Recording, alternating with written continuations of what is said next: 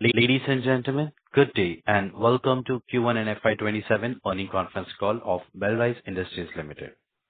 As a reminder, all participant line will be in the listen-only mode, and there will be an opportunity for you to ask questions after the presentation concludes. Should you need assistance during the conference call, please signal an operator by pressing star then zero on your touchtone phone. Before we begin, a brief disclaimer: this conference call may contain forward-looking statements about the company, which are based on beliefs, opinions, and expectation of the company as on date of this call. These statements are not the guarantee of future performance and involve risks and uncertainties that are difficult to predict. I now hand the conference over to Mr. Shrikant Badwe, Managing Director of Belrise Industries Ltd. Thank you, and over to you, sir.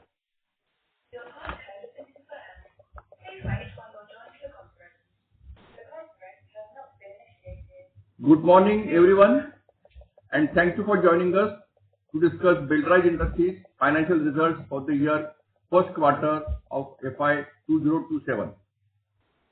On the call today, I have with my sons, Sumit and Swasti, along with our CFO, Mr. Rahul Ganu, our CMO, Mr. Kun Kulkarni, and AGA, our Investor Relations Advisors. We entered FY 27 carrying forward the momentum we built through last year. And I am pleased to say Q1 has been an eventful quarter for us. We strengthened our balance sheet through a capital raise, added a high quality business to our commercial vehicle portfolio, made further progress on our energy and aerospace and defense platform, and continued to win marquee new business across our core segments. On the demand side, our 2 and 3-wheeler business, which remains the largest contributor to revenue, continued to benefit from the industry-wide volume recovery and from new platform launches at our marquee customers. Our growing engagement with 2 marquee OEMs, where we previously had limited presence, continues to build a robust order book for us. Our 4-wheeler and commercial vehicle business were the fastest growing segments of our portfolio in FY 26, and this momentum has continued into Q1 FY 27, with revenues growing 18% year on year, driven by new business wins across an expanding customer base. Coming to the results, against the backdrop of continued geopolitical uncertainty, we delivered a resilient quarter with a PAT reaching INR 1217 million. Total revenue from operations for Q1 FY27 stood at INR 25465 million, up 13% year on year, including manufacturing revenue of INR 21,979 million, which grew 20% year on year. Our EBITDA stood at INR 2933 million, with margins at 11.5%. Let me also touch briefly on the cost environment we are operating in. Input costs, particularly steel and polymer, remained elevated through Q1 FY27. As we have said before, our back-to-back pricing model means these fluctuations are largely passed to our customers with a slight lag, and we do not expect this to have a material impact on our margin profile in this fiscal year. I can say with a great amount of confidence that the worst is behind us in terms of cost pressures.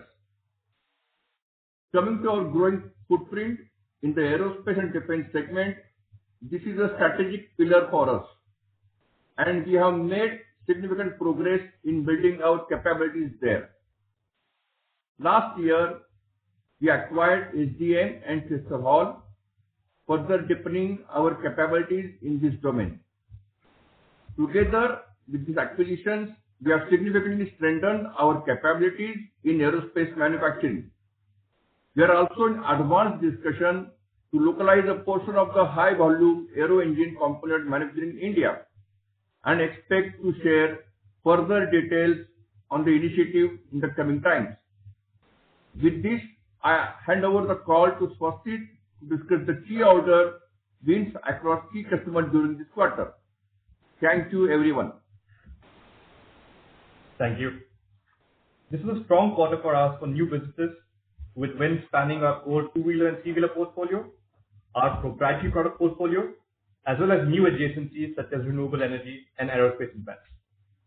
What is particularly encouraging is the increasing breadth of these wins, both in terms of customers and the scope of orders we're being selected to provide. So, coming to the order wins. Number one, we secured an additional order from one of the fastest growing two and three-wheeler OEMs for the chassis system for one of their highest selling models this quarter. The program is expected to generate annual revenue in excess of INR 650 million and will be added to our existing brownfield facility in Bangalore, with start of production expected in Q4 of this fiscal year. This win is over and above the exhaust system and fuel tank order wins we had secured from this OEM last quarter. And we're pleased to see our engagement and wallet share with this customer continue to build momentum. Secondly, we're also embarking on a manufacturing expansion focused on assemblies for the renewable energy sector. We're working with one of the largest solar tracker manufacturers in the United States for a new setup which will manufacture sheet metal assemblies which will approximately support 2.5 gigawatts of annual supplies. We expect production to commence in Q4 of this fiscal year with a gradual ramp up thereafter. At peak volumes, the facility is expected to generate annual revenue in excess of INR 1,500 million.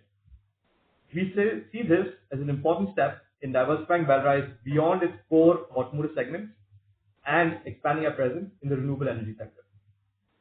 Thirdly, this quarter, we continue to build our momentum in our proprietary product portfolio by further expanding our customer base in the suspension segment. As discussed last quarter, we're currently supplying suspension systems to 4 marquee two-wheeler and three-wheeler OEMs. We have now secured an order from a 5th OEM, a leading Vietnamese two-wheeler manufacturer entering the Indian market.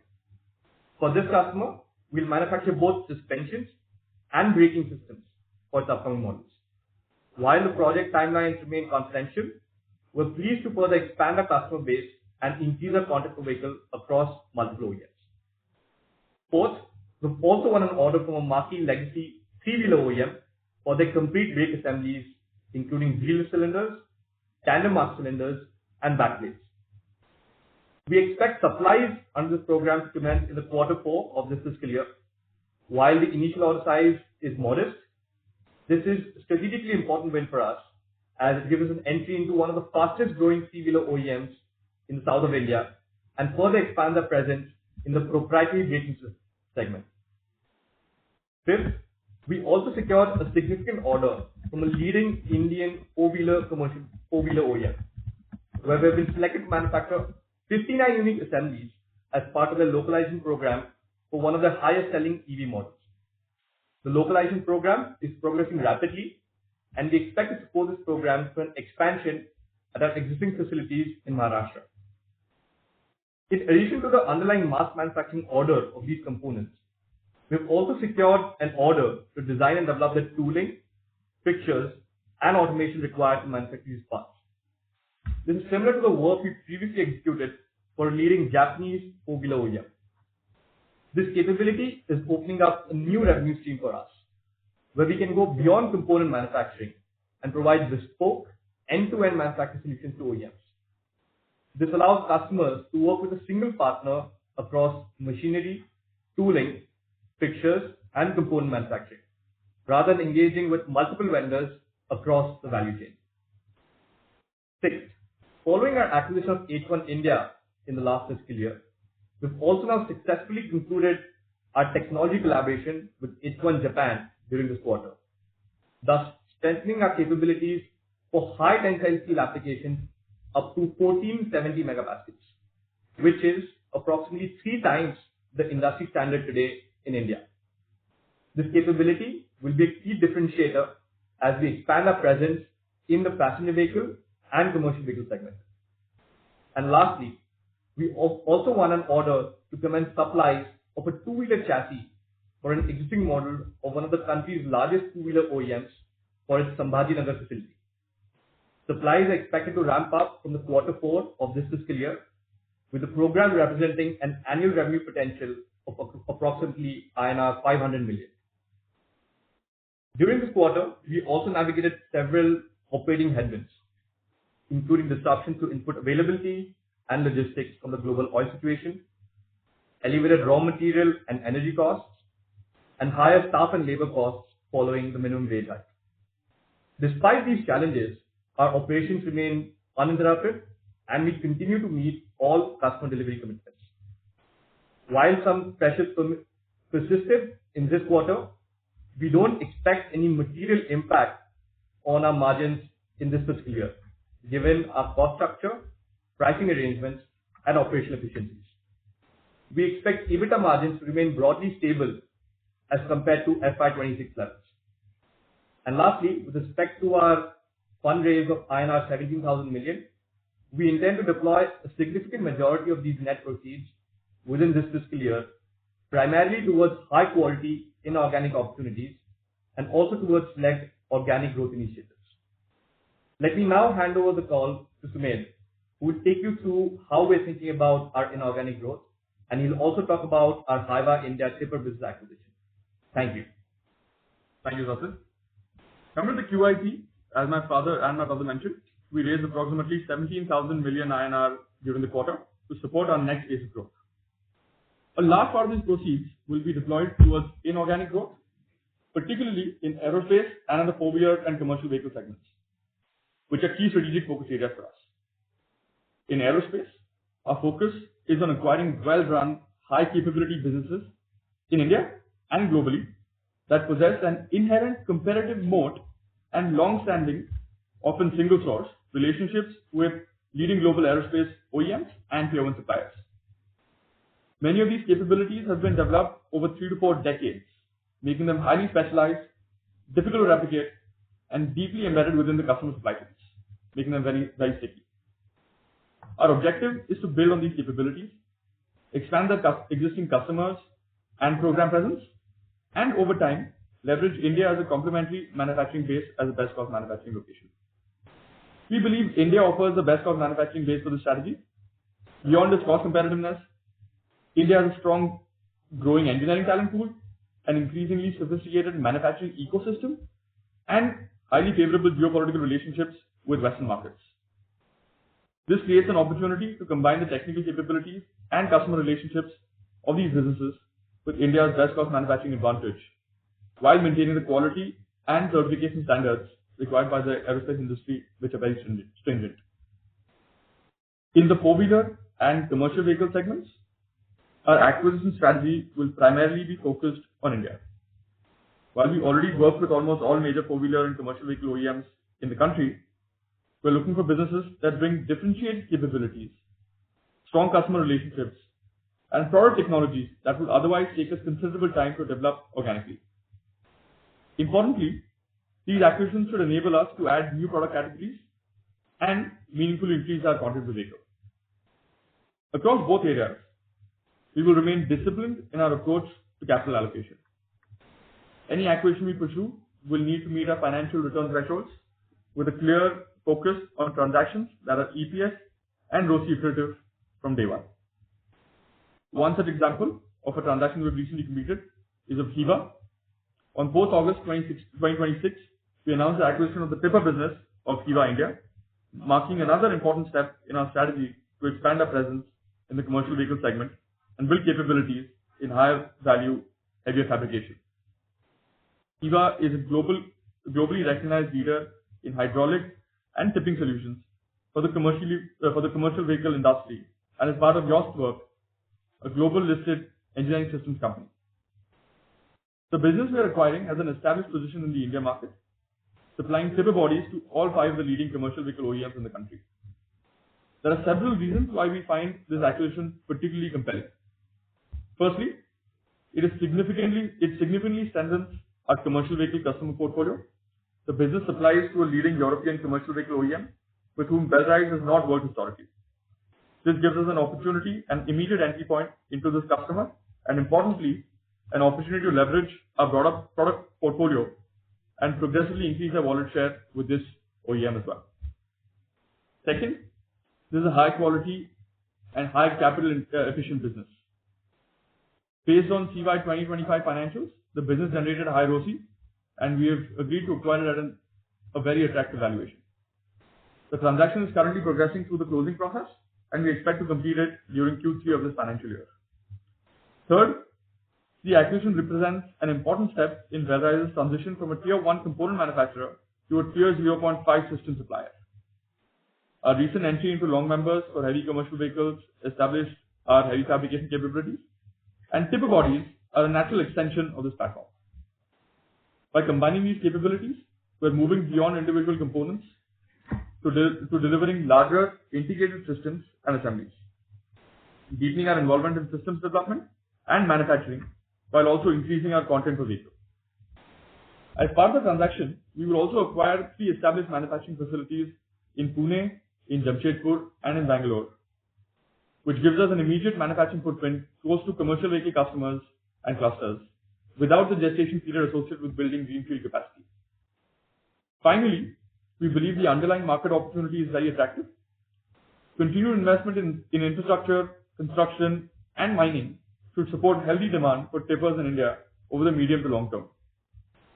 At the same time, we see an opportunity to leverage the acquired heavy fabrication capabilities beyond traditional commercial vehicle applications, particularly in defense and armored vehicles. Belrise already has a strategic partnership with Lasan Sasa, Israeli company under which we intend to assemble armored vehicles for the India defense market. We believe the heavy fabrication know-how, manufacturing processes, and capabilities that come with the Hiva business will be highly synergistic with this initiative and further strengthen our ability to address this massive opportunity. With this, I hand over the call to our CFO, Mr. Rahul Ganu, who will take you through our financial performance for the quarter. Thank you so much. Thank you, Sumit, and good morning, everyone. Let me take you all through our financial highlights. Coming to the Q1 FY27 consolidated financial highlights, the total revenues stood at INR 25,465 million, up by 13% year-on-year from INR 22,622 million. Manufacturing revenues stood at INR 21,979 million, up 20% year-on-year from INR 18,323 million. EBITDA stood at INR 2,933 million, up by 5% year-on-year from INR 2,805 million. EBITDA margins stood at 11.5%. Manufacturing EBITDA stood at INR 2,793 million, up 10% year-on-year from INR 2,536 million. Manufacturing EBITDA margins stood at 12.7%. PAT stood at INR 1,217 million, up 9% year-on-year from INR 1,117 million. PAT margins stood at 4.8%. Exports contributed 4.5% to our manufacturing revenue in Q1 FY27. Coming to the segmental performance on the manufacturing front, two-wheeler and three-wheeler contributed around 81.4%, passenger vehicle contributed 4.6%, commercial vehicle contributed 8.5%, and others would be around 5.5% in Q1 FY27. With this, we can open the floor for questions. Thank you. Thank you so much, sir. Ladies and gentlemen, we will now begin with the question and answer session. Anyone who wishes to ask a question may press star and 1 on their touchtone telephone. If you wish to remove yourself from the question queue, you may press star and 2. Participants are requested to use handsets while asking a question. Also, just a gentle reminder, in order to ensure that the management will be able to address all the questions from the participant, we request you to kindly restrict your question to 2 questions only per participant. If you have a follow-up question, please rejoin the queue. Our first question comes from the line of Vipul Agarwal with HSBC Bank. Please go ahead. Yeah, hi. Can you hear me? Hello. Yes. Yes, Hi. we can hear you. Hi. So actually, I have a few questions. First, some clarification on the commentary. First is like you talked about the chassis system for two-wheeler OEM with annual revenue of around 650 million. Just want to understand, you have also announced 2 more chassis or orders earlier from South India. Is this order on top of those earlier order wins, or it's a new order win in two-wheeler segment? Yes, Vipul. So thank you for the question. This order win is over and above what we had announced in the last quarter. Last quarter, we had announced a win in exhaust systems and fuel tanks. This is a chassis system win, which is on top of that. So the growth with this fast-growing two-wheeler and three-wheeler OEM is going quite well. The OEM itself is continuing to gain momentum in the market, and we expect this relationship to grow at an extremely fast pace for us going forward. Okay. So, is that fair to understand? The total order win in last 1 year on two-wheeler is somewhere around 1,100 to 100 million of annual run rate. Is that a fair understanding? No, so I think last quarter we had announced, I don't have the exact number in front of me, but as per my understanding, it was around 900 million order win in last quarter, and there's 650 million on top of that. So it's a 1,550 million INR cumulative Annual. order book when I say annual revenue run rate, and this is only with one OEM in the two-wheeler and three-wheeler space. Thank you. Thanks for the clarification. My second question is on the renewable energy sector. So is it a recurring revenue for like of around 100-1,500 million, or and what's the timeline of revenue? Can you explain a bit on that? Yeah, I didn't get the first part of the question. Did you mention? Sorry, on the renewable energy sector, sheet metal assemblies. So is it a recurring revenue, or it will be a one-time revenue for you over a certain timeline? Yeah, it's a recurring revenue. So this is the first order win that we have won from this North American solar tracker manufacturer. And we are putting up facility, we're expanding a current facility to enable manufacturing for this order. As I mentioned earlier, it will be recurring in nature, and we expect this to be a scalable order book. We've started with 2.5 gigawatt, which is, as per the OEM, an initial entry, and we can expect this order book to expand going forward, given that this particular OEM that we're working with is a market leader in the segment, and we'll be working with them both on export as well as domestic opportunities. As I mentioned earlier, this is starting in Q4 of this fiscal year, and then we'll progress naturally from there. Just one question is on your Thank you, Vipul. I'm sorry to interrupt you, but you may please rejoin the queue for follow-up. Thank you. Ladies and gentlemen, anyone who wishes to ask a question may press star and one. Our next question comes from the line of Nitij Mangal with Jefferies. Please go ahead. Hi, good morning, and thanks for taking my question. Firstly, can you talk a bit more about how do you see the margin trajectory from here? So let's say full year you still expect flattish margins, but can you talk about how much of the commodity cost pressures have already come through or gotten or have been passed on to customers? And there's a big jump in staff costs over the last couple of quarters. So how does that trend? And is there still some of these cost pressures that are left to come into the next quarter? Thank you, Nitij, for the question.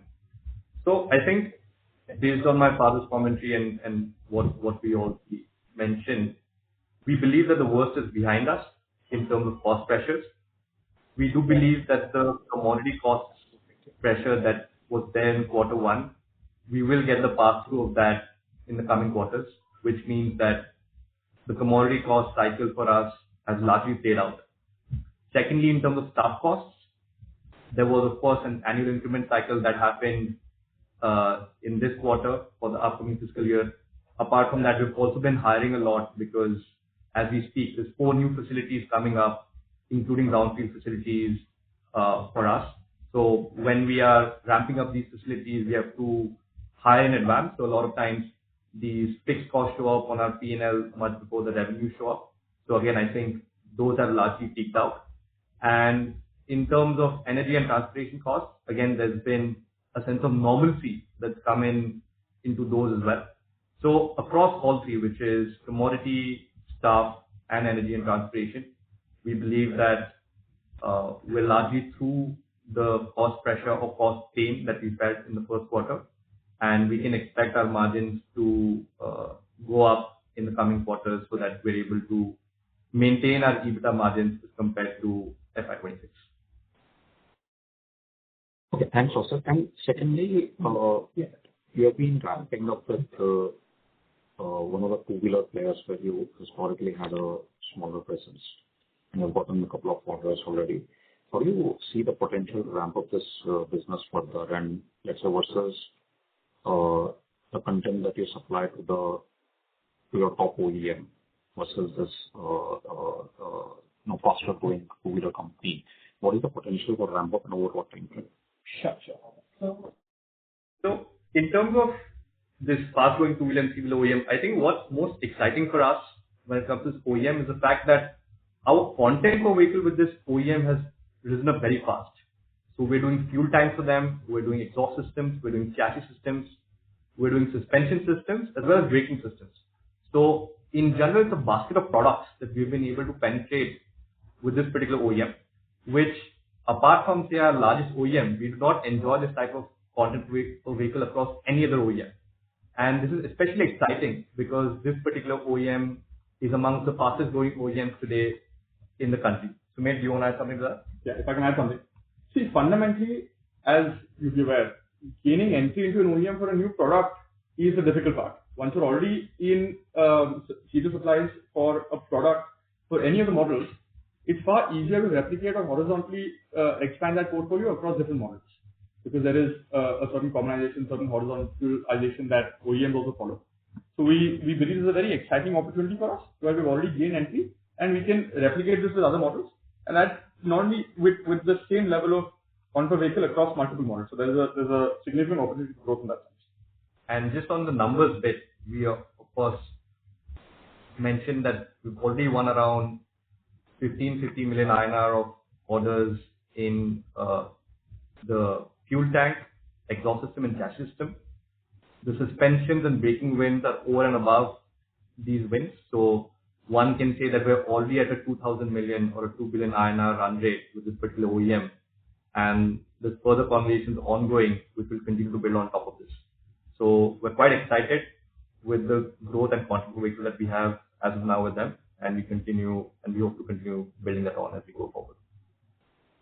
Like an Ashok is pretty high. Thank you. The valuations are actually fairly. Thank you. Ladies and gentlemen, anyone who wishes to ask a question may press star and one.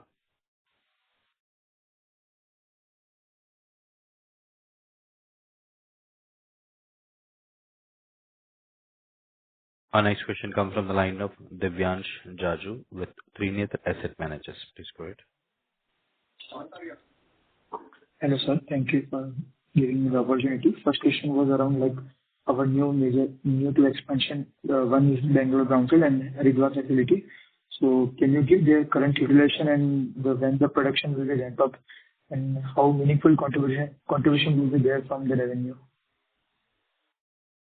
We are unable to comment on specific facilities.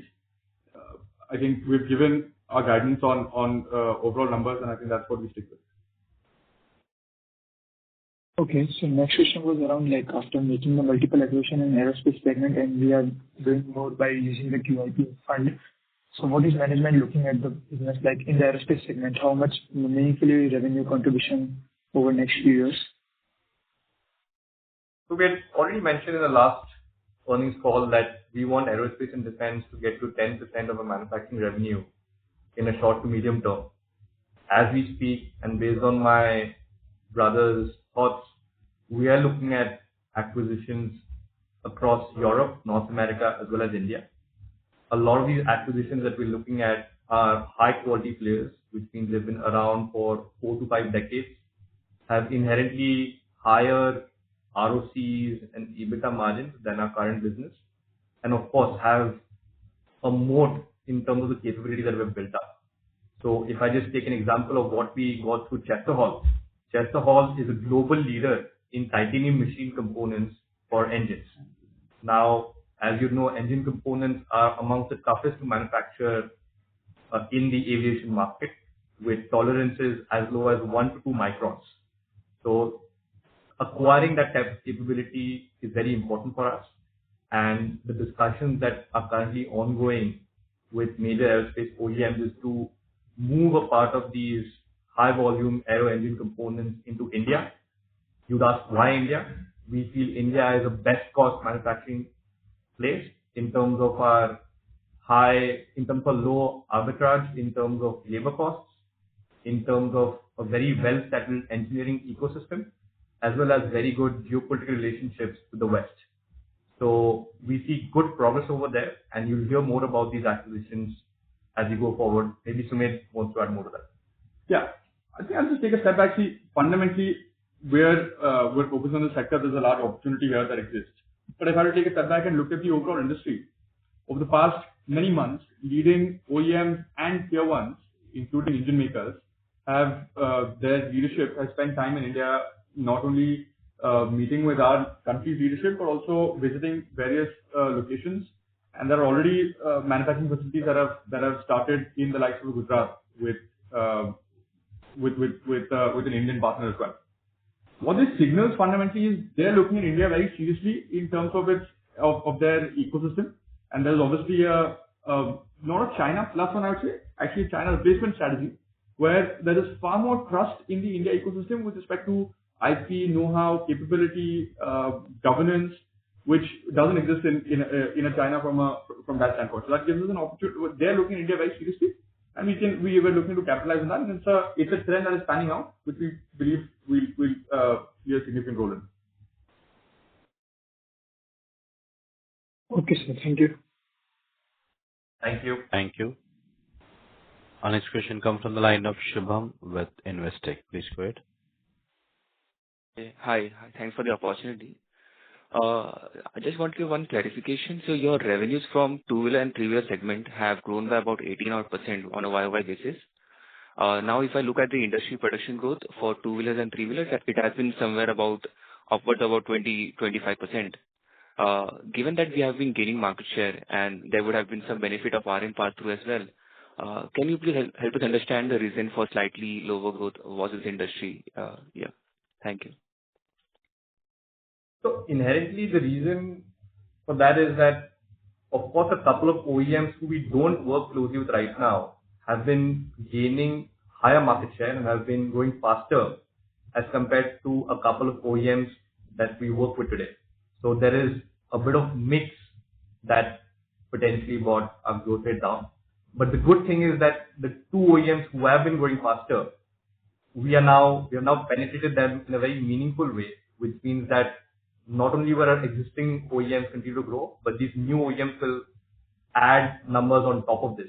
You'll see a lot of these figures come into our profit and loss in the quarter 3 and quarter 4 of this fiscal year. So I would say at the moment it is due to a lack of the right customer mix, but we have all the elements in place to make sure that going forward, we'll have all of the OEMs in the play to make sure that we continue growing faster than the industry. Fundamentally, there's a lag in terms of new order wins and then going to production. I think that's the level that you're perhaps seeing. Okay. And will it be possible for you to quantify the benefit that we got from RM pass-through in our revenues portion? We're unable to do that right now. We're happy to answer this question offline, but not at the moment. Okay. Thank you, sir. Also, there has been okay. Thank you. You may please rejoin for follow-up question. Thank you. Next question comes from the line of Nitin Agarwal with JM Financial. Please go ahead. Yeah, thanks for the opportunity and congratulations on good set of number in this macro challenging environment. First question is relates to your trading business. So we've seen 19% decline on a YOY basis in this business. Could you please explain, help us understand what has happened out there? And secondly, on the margin in Q1, would it be possible for you to quantify the raw material impact and the employee cost impact? And I'm assuming lower contribution from trading business would also have helped our margin. So would it be possible for you to quantify these? So thank you, Nitin, for the question. I think on the trading business, of course, due to the ongoing crisis in the Middle East, there was a lot of pressure in terms of a business scenario in the Middle East over this quarter. And since most of our business in this trading business comes from outside India and largely from the African, Asian, and Middle Eastern regions, it was fairly muted due to everything that was ongoing from April to June. We don't expect this to be a concern going forward, and we expect this business to grow, albeit not as fast as the manufacturing business. Sorry, what was your second question? It was related to the margin. So is it possible for you to quantify the impact of raw material, employee cost, and the partly offset impact that you would have gotten from the lower contribution from this trading business? Would it be possible? We are happy to quantify this offline, Nitin. I think at the moment, all we can say is that the raw material pain that we have had in the first quarter is behind us. A lot of this heightened raw material costs will pass back to us in the next couple of quarters as different OEMs do the pass-through exercise. So we don't expect there to be a material impact due to this. Yes. Okay. All right. Thank you. That's it from my side.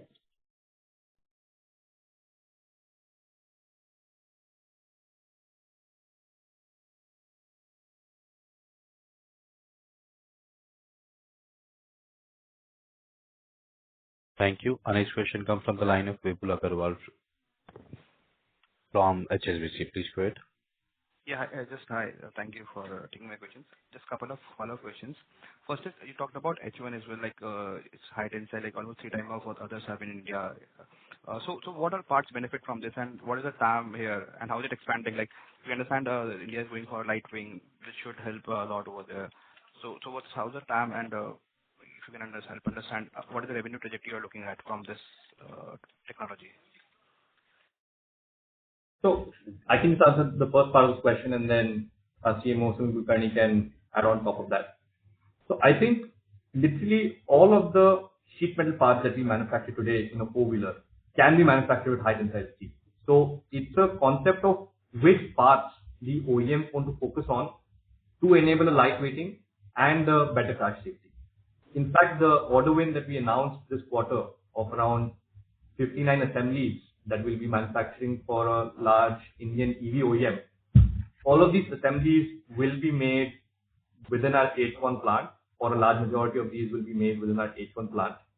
And the fact that we have a high tensile capability has also allowed for the localization of these components, which were initially being done outside India.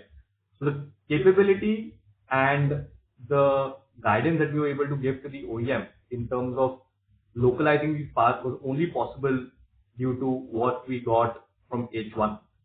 I think the second part of what we want from the OEM is also the tooling and the automation that we are designing for them end to end.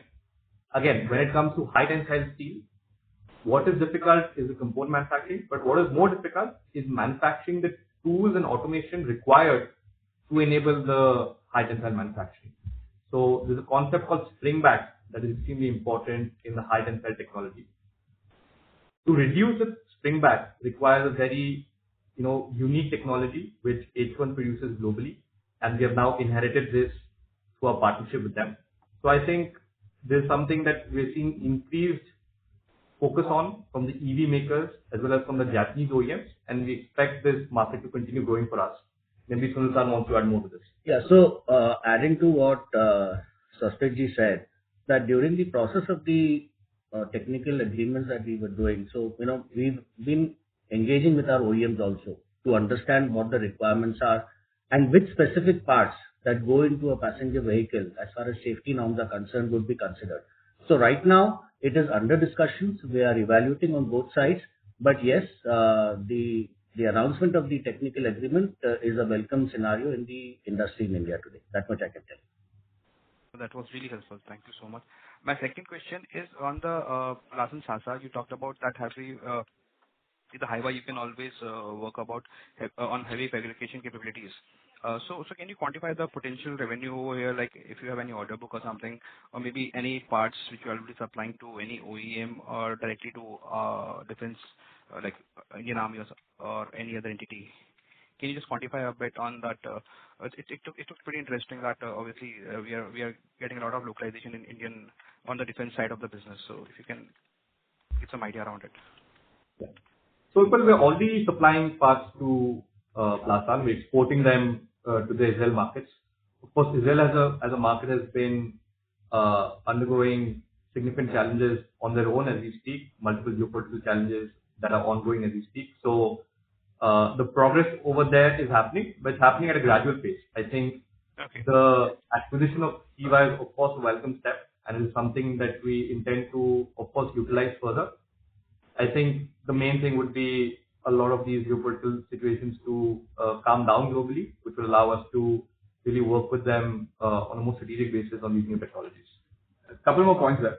So fundamentally, Plaza & Plaza is a global leader in anti-ballistic, high safety armors and production of that sort.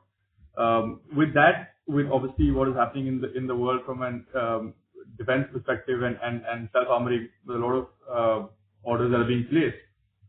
Given the scenario in the Middle East, production has seen as they've identified that there needs to be the right partner where, despite these geopolitical challenges, we can continue producing and manufacturing and meet the supplies. So in that sense, actually India benefits significantly, and that's what we're seeing. So we're seeing greater engagement from them. We're seeing an opportunity to localize further and support them on a longer term basis. So that's an additional factor that we see panning out over time. Just one last question, bookkeeping question. Like, how should we look at your other revenue? Maybe like because it also includes your defense and aerospace revenue. So it has been a bit volatile in terms of absolute numbers. How should we look at that number? So given that it was a small base, Vipul, I think it will be the fastest growing segment across all of our two-wheeler, four-wheeler, and other segments. It will be the fastest growing. I think we will gain a lot of benefit in the sector as we double down and move fast from the renewable opportunity, on the aerospace opportunity, and the defense opportunity. All three segments or sub-segments have had meaningful traction over the past couple of quarters. You'll see a lot of this revenue flowing through in these segments going forward as well. And we maintain our guidance of reaching at least 10% of our consolidated revenues being aerospace and defense in the medium term. Thank you. Just one suggestion. If you can help us, if you can carve out defense and aerospace from this revenue if possible, if it is material, it will be really helpful for us to understand the growth over there. That's all from my side. So we consider that. Thank you. Thank you. Thank you. Our next question comes from the line of Ashwin Patel with LKP Securities. Please go ahead. Yeah, hi. Thank you for taking my question and congratulations on a good set of numbers. Just I wanted to understand, the growth profile within the trading business because that business has posted about 19% decline this quarter on a YY basis. So going forward, if you could share the outlook on that and how this business is expected to grow in the next couple of years.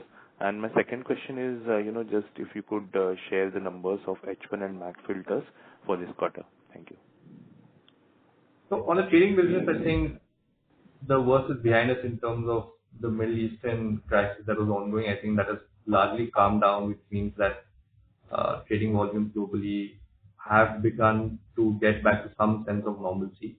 We're unable to give specific guidance for this business. What we're guiding for is the business as a whole, which is for Belrise as a whole, which is mid-teens revenue growth with stable EBITDA margins. And on H1 and MAC filters, H1 has been growing quite fast for us, while MAC filters also has been able to regain some of the market share from a large Japanese four-wheeler OEM.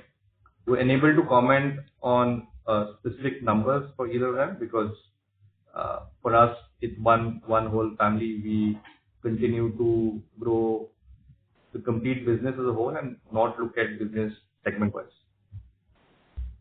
Okay, sir. Thank you so much. Thank you. Ladies and gentlemen, that was the last question for today. I now hand the conference over to the management for the closing remarks. Thank you, and over to you, team.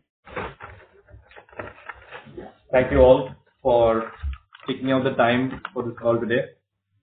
We remain committed to creating sustainable long-term value for all our stakeholders, disciplined execution, prudent capital allocation, and continued investment in capabilities.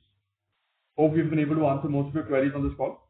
For any further queries, please reach out to us or to SGA, our investor relations advisors. Thank you so much for joining us for this morning. Thank you so much. Thank you so much, sir. Ladies and gentlemen, on behalf of Belrise Industries Ltd, that concludes today's conference. Thank you for joining us, and you may now disconnect your lines.